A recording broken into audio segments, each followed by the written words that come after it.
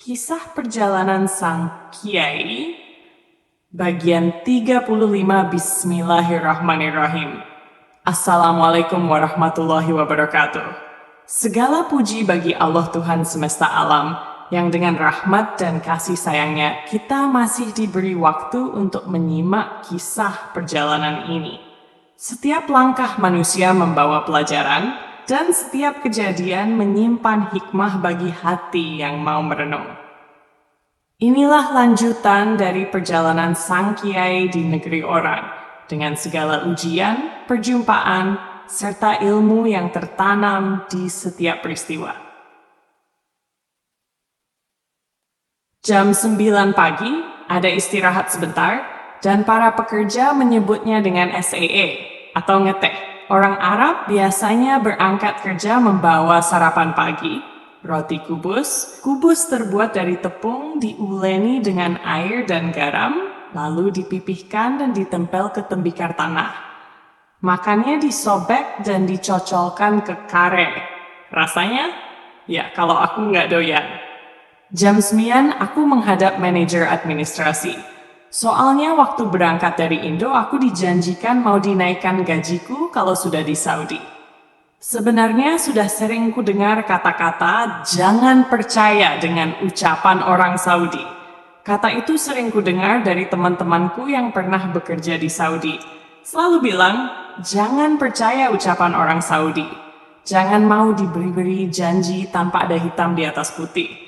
Jangan mau disuruh kerja yang bukan termasuk yang telah disepakati, walau dijanjikan upah lebih. Tapi aku langgar semua kata itu. Pertama, aku percaya pada manajer yang mengatakan, nanti setelah di Saudi, gajiku naikkan. Dan jam 9 itu aku menghadap ke manajer untuk mengkonfirmasi janjinya. Tapi dia bilang, sekarang masa training, nanti setelah 3 bulan, setelah masa training, gajiku naikkan. Begitu katanya meyakinkan. Setelah 3 bulan aku menghadap lagi, dan ternyata dia bilang, kenaikan gaji itu bukan hakku, itu hak kantor pusat di ABH, jadi aku tak bisa memberi kenaikan. Aku geleng-geleng kepala, dia telah salah memilih orang untuk dizolimi. Ku katakan pada Muhsin, manajermu telah salah memilih orang untuk dizolimi. Ini ingat kata-kataku, sebentar lagi pabrik akan mengalami kebangkrutan. Perlahan akan hancur, dan belum sampai setahun, pabrik benar-benar mengalami kebangkrutan. Ekspor ditutup pemerintah. Biasanya yang beli semen sampai ngantri berkilometer. Jadi sepi. Karyawan mulai dipecati, yang tua dipulangkan, lembur diwajibkan tapi tak dibayar. Manajer sudah kayak orang stres. Tukang kayu disuruh jadi tukang kebun disuruh jadi tukang kayu. Apalagi ditambah perang yang terjadi di sekitar pabrik antara pemberontak Houthi Yaman dengan tentara Saudi. Keadaan pabrik makin merosot. Profesionalisme memang bukan sifat orang Saudi, maka jangan percaya dengan kata orang Saudi. Katanya sudah menghadap manajer soal kenaikan gaji. Bagaimana hasilnya? Tanya Muhsin. Ya, dijanjikan nanti setelah masa training. Ini jawabku. Ya, nanti ditunggu saja. Lalu bagaimana syaratnya menjadi muridnya, Mas? Tak ada syaratnya, harus ikhlas saja menjalankan amalan yang kuberikan. Ini amalannya sudah kutuliskan. Kataku sambil menyodorkan kertas bertuliskan amalan. Ini hitungannya 10.000 ya, Mas? Tanya Muhsin. Iya. Apa ndak salah nulis nolnya? Salah di mananya? Nolnya 4 kan? Tanyaku. Iya 4. Kalau 4 berarti benar kan 10.000 nolnya 4, jelasku. Iya kali saja 3 aja nolnya.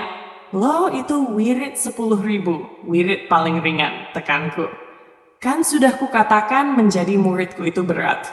Kalau mau menjadi orang ampuh ya harus kuat duduk. Itu kan melawan kehendak nafsu, menyelesaikan zikir. Seseorang itu diijabah atau tidak diijabah doanya hanya melewati lapisan nafsunya. Dibuka hijab, tutup makrifatnya, sehingga diberi pengetahuan ilmu-ilmu Allah. Ya hanya melewati lapisan nafsunya. Semakin seseorang itu sibuk meladeni nafsunya, maka makin jauh orang dengan Allah. Artinya orang itu menjadikan nafsunya sebagai Tuhannya. Ilahahu hawahu. Segala macam amaliyah itu hanya dengan maksud kita bisa menundukkan nafsu dan menempatkannya pada kerangkeng yang bernama mutmainah. Nafsu menjadi tenang, tidak bergejolak ingin dipenuhi. Orang itu jika masih punya keinginan mulia di sisi manusia, jangan harap punya pangkat di sisi Allah. Orang itu kalau masih mengharap pada manusia dan kebendaan, maka jangan harap doanya diijabah Allah. Karena sebenarnya dia tidak meminta kepada Allah, tapi meminta kepada ketakutan dan harapannya sendiri. Kadang seseorang merasa telah benar ibadahnya, dan tanpa disadari ibadahnya telah melenceng jauh. Sehingga bukan fadhilah atau anugerah buah ibadah yang diterima, tapi yang dirasakan adalah kesesakan hati, suntuk dan makin jauh dari Allah, lalu berlari ke kubur-kuburan, mencari jawab atas kemandekan ibadah yang selama ini dilakukan tidak mendapat apa-apa. Iya mas, sebenarnya ibadah yang menghasilkan buah ibadah itu tak sulit, amat simpel dan tak bele-tele. Tapi manusia punya nafsu dan manusia harus menaklukkan nafsunya. Nabi saja mengatakan perang Uhud itu perang kecil. Kita akan pergi dari perang besar. Dan perang besar itu adalah memerangi hawa nafsu. Dikatakan besar karena kita memerangi diri sendiri. Dan umumnya tak ada orang yang mau menahan keinginan yang menggebu-gebu. Yang ada manusia yang selalu ingin keinginannya dipuaskan. Padahal kepuasan, ketamakan itu tak ada ujung pangkalnya. Puasnya ya, mati. Orang punya istri 1, pengen 2, punya 2, ingin 3. Orang punya rumah 1, ingin punya 2, punya 2, ingin punya 3. Dan terus berkelanjutan. Punya sapi 1, ingin 2, punya 2, ingin 3. Punya mobil 1, ingin punya yang paling mewah 2, dan seterusnya. Kalaupun punya pulau 1, maka ingin 2 pulau. Punya 2 pulau ingin punya 3 pulau. Makanya sejak dulu kerajaan saling ingin menguasai yang lain. Dan tak ada cara mencegah berkobarnya nafsu kecuali dengan memperkecil nyalanya. Bukan memadamkan, tapi menyalakan di tempat yang semestinya. Kalau nafsu syahwat padam, kasihan istri kalau istrinya impoten. Jadi keinginan atau nyalanya nafsu itu ditempatkan sesuai tempatnya. Seperti api ditempatkan di lilin atau kompor, sehingga bisa dimanfaatkan. Nafsu syahwat ditumpahkan pada istri, dan nafsu itu hanya bisa ditenangkan dengan mengenali jalur-jalur keluarnya. Jalur keluarnya nafsu itu dinamakan latifah.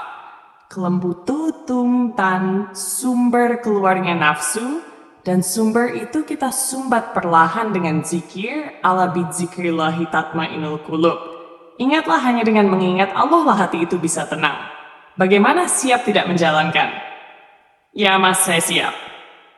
Tidak ada manusia, wali, nabi sekalipun, jin, juga malaikat atau setan itu hebat. Kecuali Allah mengizini dan menganugerahkan kehebatan, maka jangan sekali-kali menyandarkan pada selain Allah.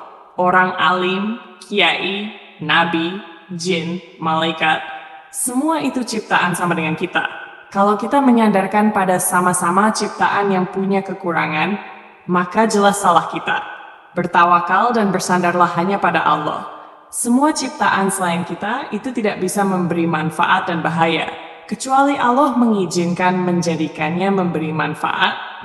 Mumet mas? Ya enggak apa-apa, besok dilanjut lagi, kataku. Setiap gerak, setiap kejadian, dan setiap apapun yang bergerak dan berhenti itu tak lepas dari kehendak dan takdir berlaku di dalamnya. Mungkin aku akan terlihat lebih diam dari pohon mati dan lebih tak bergerak dari batu yang keras. Karena aku sering tenggelam dalam penyelaman dunia hatiku. Di saat orang bercanda dan tertawa-tawa, aku mungkin akan seperti manusia yang tak ada, tak terseret oleh candaan siapapun, dan lebih suka menyendiri menyelami tentang ilmu Allah, Rasanya setiap waktuku gunakan kepahaman, walau telah berhari-hari aku menyelam. Namun dasar kepahaman tak juga ku capai. Hanya keheningan tanpa aksara. Dan aku mencoba menghindari menyalahkan siapapun manusia. Sebab aku amat yakin semua telah diprogram menempati takdir-takdirnya. Seperti layangan yang ditarik benang. Dan diterbangkan dengan arah angin yang dikehendaki kemana hembusannya.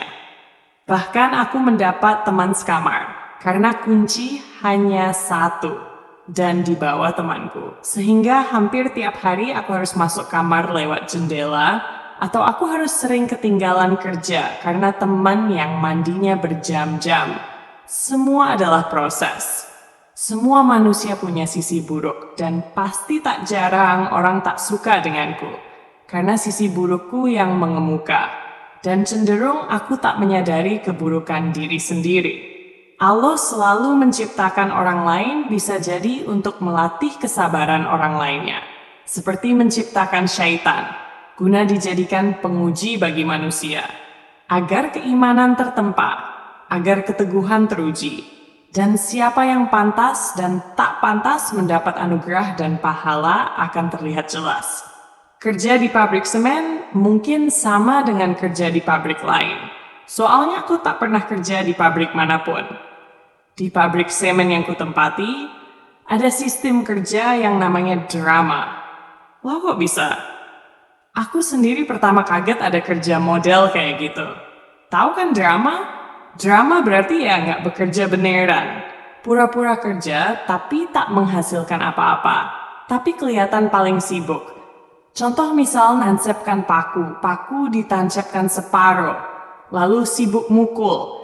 Tapi yang dipukul kanan kiri paku, jadi tak dikenakan pakunya. Sebentar istirahat, nanti kalau ada mandor datang pakunya dipukul beneran. Tapi juga jangan sampai ambles, ya satu paku jatahnya 1 hari lah. Malah bisa juga diambil lemburan dalam rangka menancapkan satu paku itu. Aku sendiri kaget, aku penulis kaligrafi, dalam menyelesaikan kaligrafi, ya menurutku sih santai saja. Ternyata di Arab yang ku selesaikan dalam sehari itu bisa diselesaikan oleh penulis sebelumnya dalam masa sebulan. Jadi karena pabrik membuat ukuran sebelumnya, jadi aku diberi tugas menyelesaikan tugas tulisan untuk 1 bulan. Ya aku selesaikan dalam sehari karena tak tahu. Akhirnya dalam masa sebulan aku nganggur berangkat kerja, cuma ngisi absen, dan duduk seharian waktu zuhur pulang, jam 1 balik kerja, lalu duduk sampai jam 4 sore, dan pulang. Lama-lama jenuh juga. Maka mulai itulah tulisan sang kiai ku tulis. Apalagi aku bisa menjadikan internet Saudi gratis. Walau dengan HP, tulisan sang kiai mulai ku tulis sedikit demi sedikit. Padahal di Saudi, internet amat mahal. Sekali masuk 4 rial. 1 rial sama dengan 2.400 rupiah.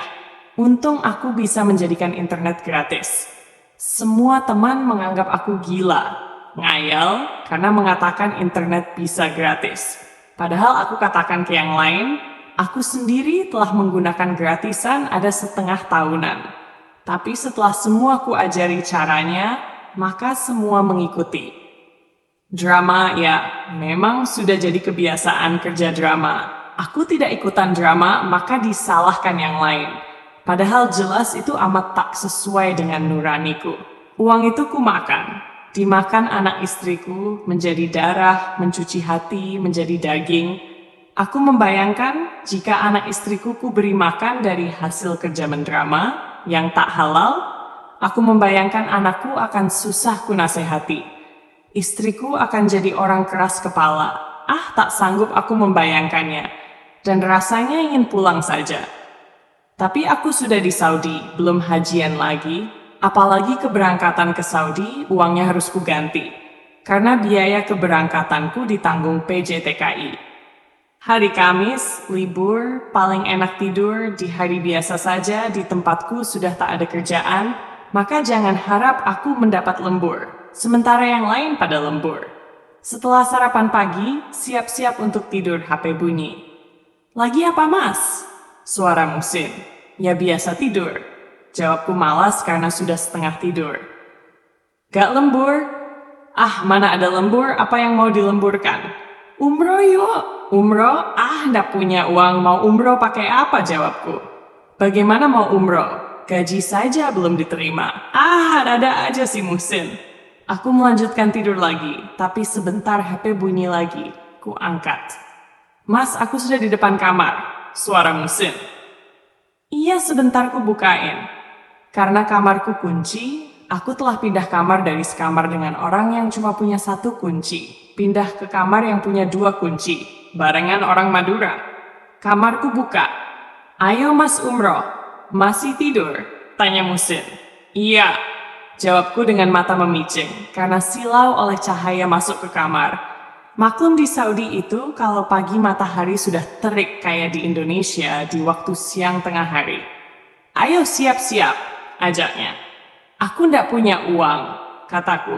Tinggal berangkat aja kok mas, itu taksinya sudah nunggu di depan. Wah, ini serius? Tanyaku. Ya iyalah, tapi aku ndak punya pakaian umroh. Udah kusediain semua, tinggal bawa pakaian ganti. Ya kalau gitu, aku ambil pakaian ganti. Kataku sembari berjalan ke lemari, ambil tas dan memasukkan pakaian ganti, sabun dan pasta gigi. Terus besok Sabtu kerja bagaimana itu, tanyaku. Kan berangkat dari sini pagi, besok jam segini sampai di Makkah, lalu siang hari Jumat berangkat ke Mekkah. Malam jam 3-an kan sudah sampai di sini. Istirahat sebentar kan Sabtunya sudah bisa kerja. Jelas Muhsin. Ternyata taksi sudah ada di luar, dan di dalam taksi sudah ada Munif. Orang Indo dan sopir Raju. Sopir taksi juga pekerja pabrik yang juga mau umroh. Penutup. Demikianlah band 35 dari kisah perjalanan ini. Setiap langkah, setiap ujian, dan setiap kejadian tidak pernah sia-sia. Kita belajar bahwa rizki bukan hanya soal uang, tetapi kejujuran, keyakinan, dan keberanian menjaga hati. Semoga apa yang tersirat dan tersurat menjadi pelajaran bagi siapapun yang membaca.